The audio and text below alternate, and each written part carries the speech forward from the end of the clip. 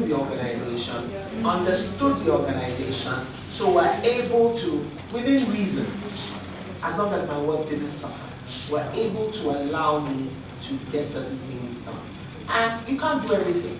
I didn't go for World Congress until Barcelona. Barcelona was my first World Congress because I could not take the time off work to do it. I couldn't. I wasn't in that place. But you see, when you're trying to do everything, I must go for Africa Conference, I must go for this one, I must go, what suffers? So you have to balance everything out and get to a point where, okay, I'm going to Barcelona. It doesn't mean I'm going to go to Cote d'Ivoire if the African Congress is in Cote d'Ivoire, right? You don't have to do everything. You don't have to go for every year conference. If you can, it's fine, but you don't have to. And then, in picking a partner, this is for both sexes, in picking a partner, always pick a partner that appreciates the things that he may not necessarily understand it, he may not necessarily want to be a part of it, but that appreciates the things that you do that you enjoy. So that way, that's like 50% of the battle won. You must always pick a partner that understands and appreciates the things that you enjoy. Thank you, sir. Next question. Okay, my name is Praise Adezokichu, my local organization, and just say please, as someone that has this wealth of knowledge and experience, please, for a chapter that, based on my own discovery, I discovered that, okay, maybe a good number of members are not financial. Okay, please, I would love you to share with us proactive strategies that is going to help us at least build up these members, ensure that they are financial, so that they can be able to contribute to the organization's growth. Build them up. First of all, I always tell people that Junior Chamber is not a cheap organization to do it, which is why you have to plan your strategies very well. Secondly, we find that a lot of people don't want to pay for whatever reason. Sometimes they have the money, they just don't want to pay. You have to understand the people that you're dealing with. Some you will have to beg to pay. Some you will have to threaten to pay. Some you will have to bribe with gifts to pay. Some you will have to make programs, interesting activities for them to pay. Because some people want to see what value they're getting for it. Some people don't care, they just pay and remember these are the dues. And then also, at the end of the day, even though we want membership growth, you have to understand the limits to which your membership can grow in that local area. If you know that this is an area where, look, this thing that I'm doing, maybe not more than 25 people will appreciate it, then stick to your 25. I know that these 25 people that I have, they're good quality members, and they will pay as and when. But if you are looking for, I want 50 people, it becomes a problem. My name is Shawaka Tiala, that's my leadership academy. My question is, for Buttercup Metro. So my question is, how were you able to manage your finances as a president and with your life, your personal life, your JCI life? First, generally, how were you able to manage these finances? Back to you. You look at how much you earn. You look at what your fundamentals that you need to do. House rent, food, transportation, everything. You see what you have left to play with. And one thing that we used to do then was we used to look for sponsorship when it came to JC activities. We used to look for sponsorship, either corporate sponsorship or. And it wasn't just go there and ask for handouts. We would write proper letter with fantastic English, stating the benefits of them sponsoring. We even in some cases would offer to come and give the organizations free training if they sponsored us for stuff. But don't bite more than you can chew. You don't have to do everything at the same time. If it's that I can only afford to go for an area conference or NatCon in Nigeria, it's fine. When you can afford to go for the World Congress, you can go. World Congress, first World Congress, I think we're 3 or 4 in a room. Now we decide, do I want a roommate? Do I want to stay on my own? But then you have to plan. But you have to understand that there are some priorities which are more important than junior chamber. So work within that, and then you should be able to anyway.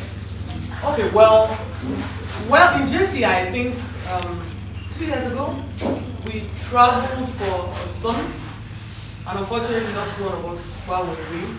Prior to that, we had consistently talked about life insurance for our trips and all.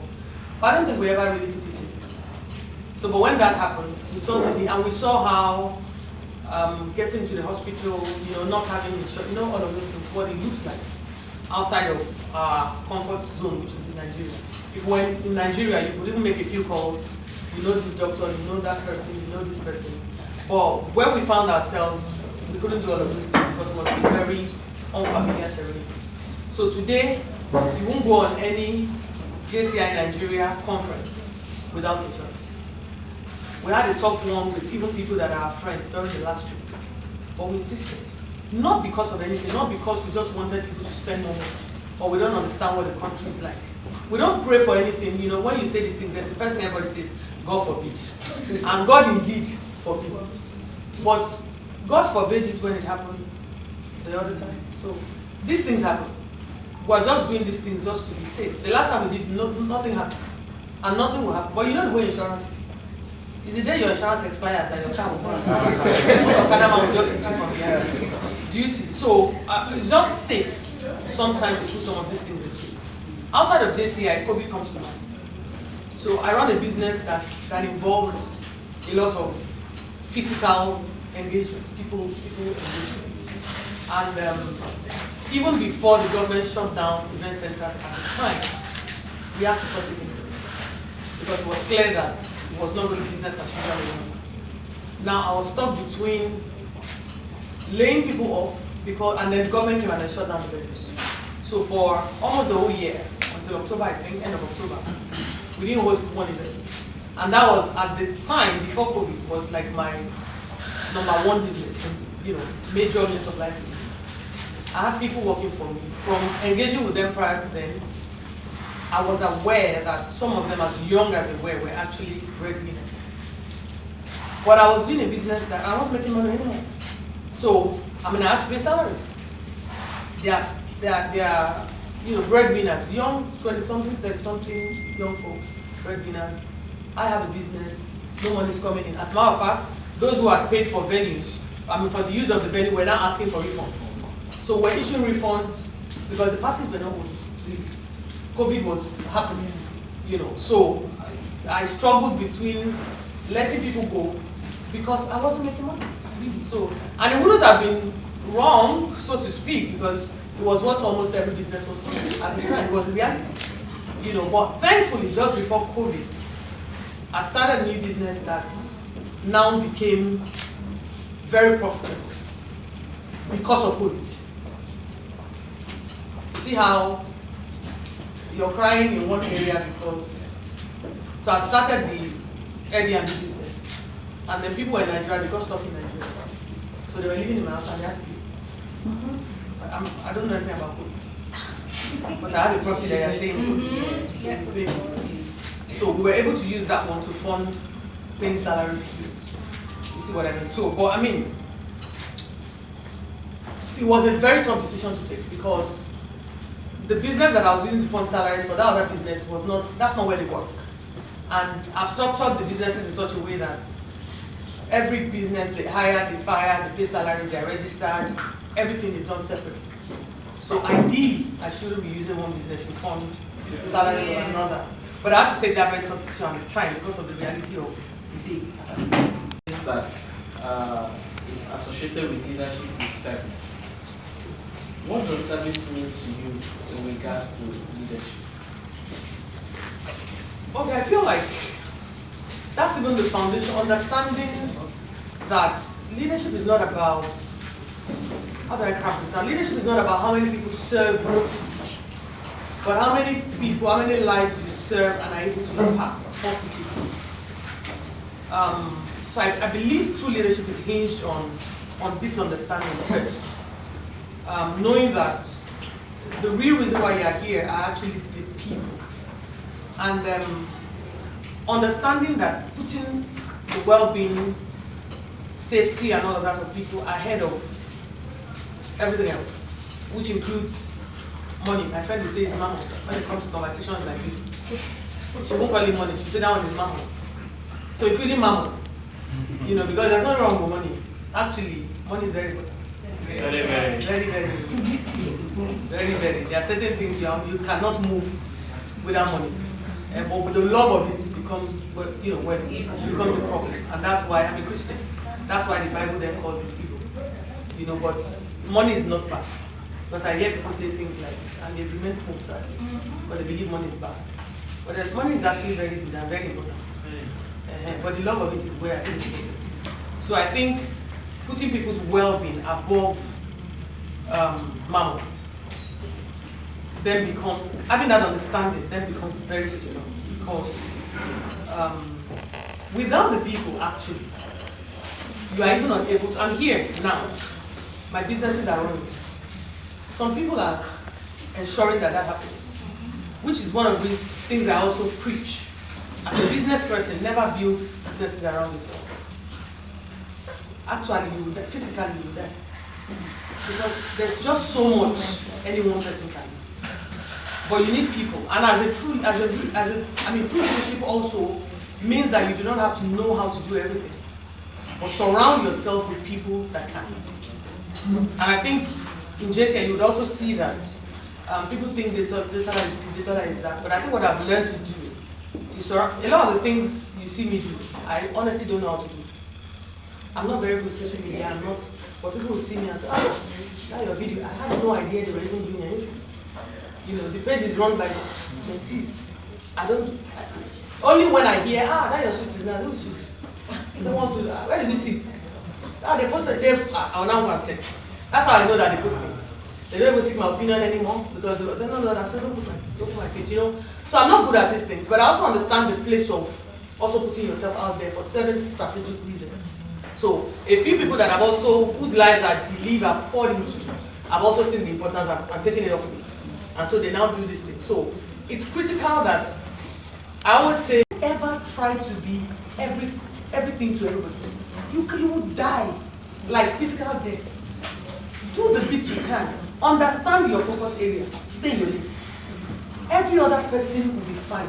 The world will adjust. I have come to realize that people will be fine.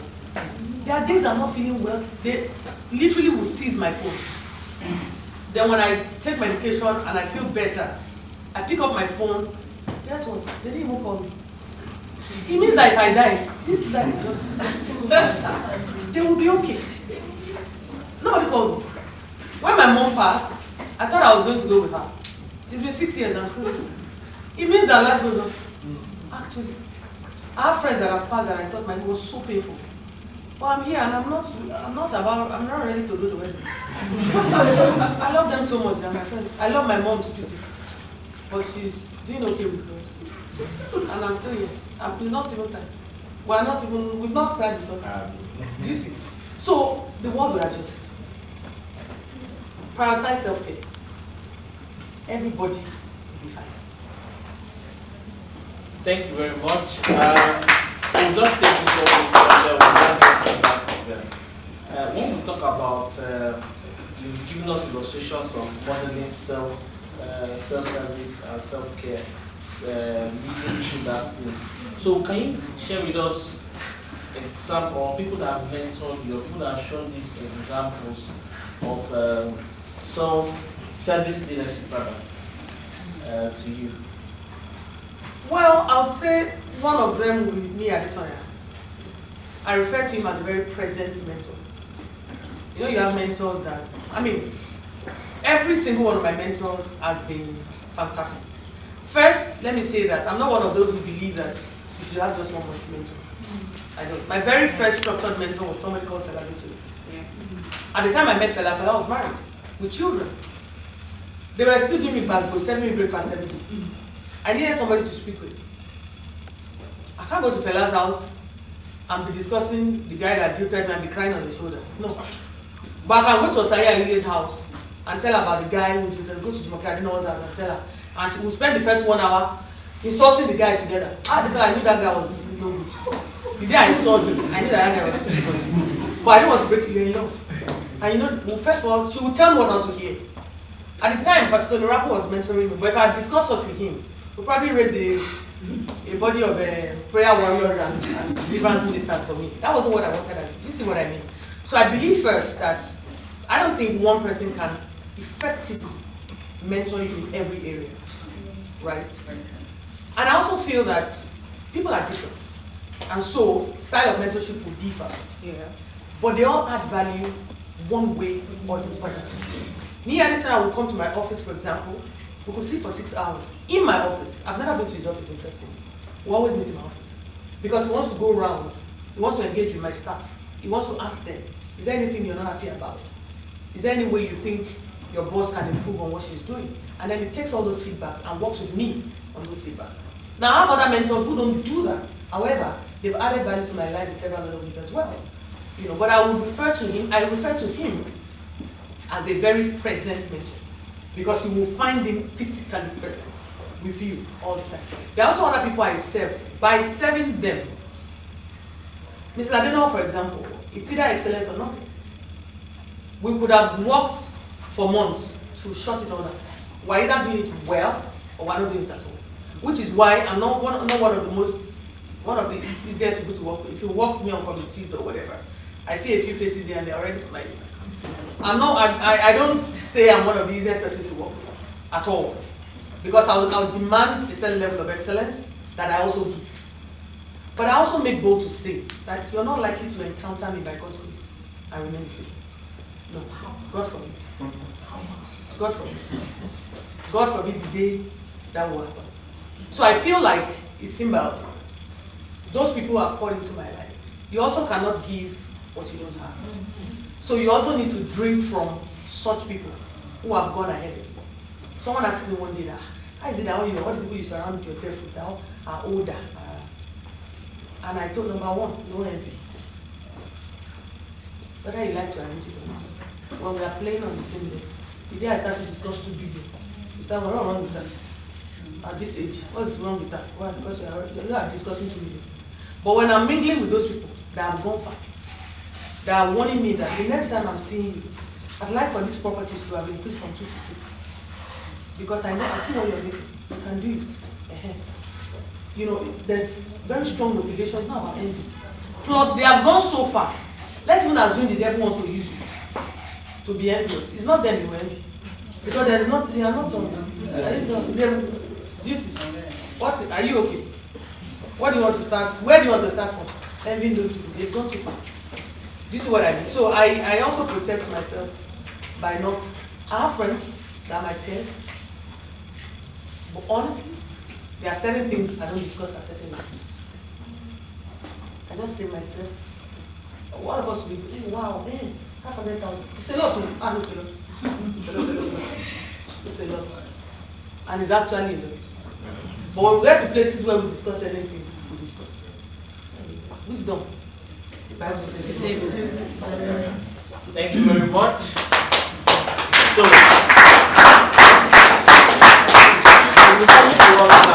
we sure hope you enjoyed this video. For more entertaining video content such as behind the scenes of music videos and movies, music concerts, premieres, interviews, and exclusive gists, subscribe now to our YouTube channel Goldmine TV and be unleashed into a world of super excitement.